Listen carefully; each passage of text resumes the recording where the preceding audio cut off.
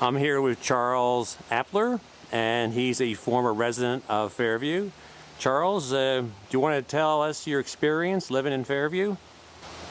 I was a Navy veteran, enrolled at the University of Pennsylvania, and we moved to Fairview, Octagon Road.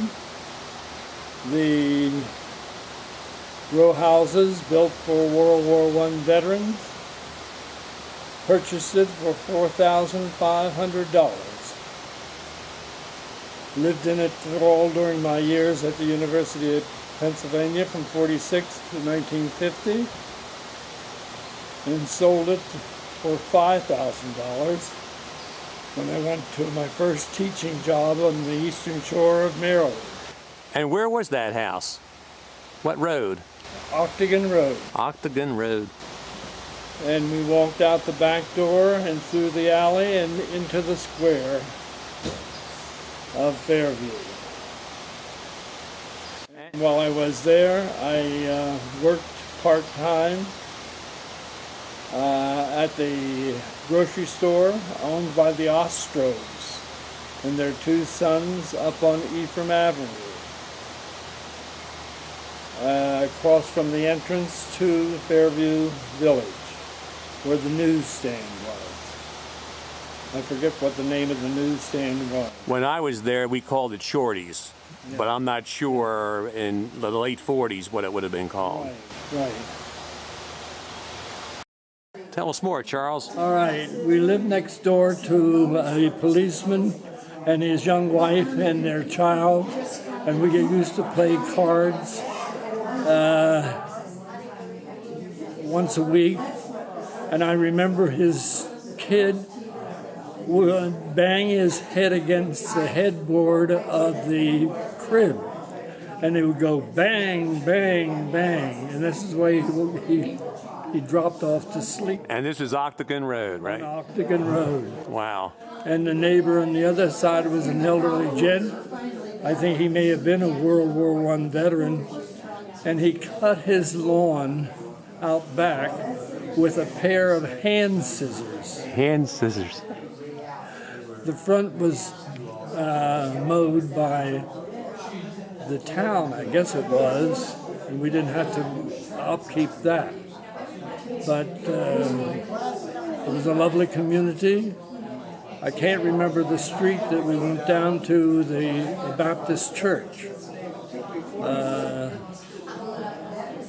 I can't remember the name of the street anymore, but.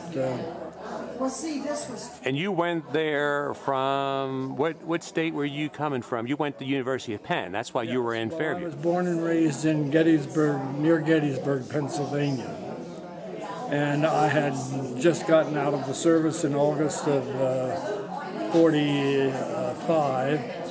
Went to a junior college and then transferred to the University of Pennsylvania. And so you commuted from Fairview to Penn? Over the bridge train out to West Philadelphia daily. I would go for day classes. I'd come home in the afternoon and babysit for the child that we had. And then my wife would take off to evening classes at the University of Pennsylvania. And I got my degree in 1949, and we both graduated together in February convocation in 1951. Me with my master's and she with a Bachelor of Arts in Chemistry. Were you in Fairview in '51, or you had left by then? I had left by then. I had completed my degree work at the end of the summer of '50, but they didn't have a convocation then, so we had to come back. So we were living in Salisbury, Maryland. I see. So do you remember the square?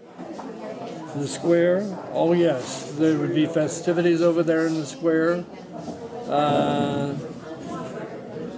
With tables set up and activities going on.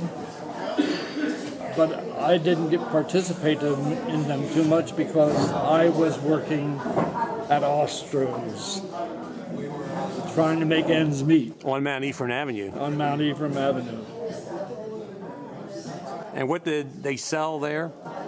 Well, it was a general grocery store, and before the days of checkout counters, and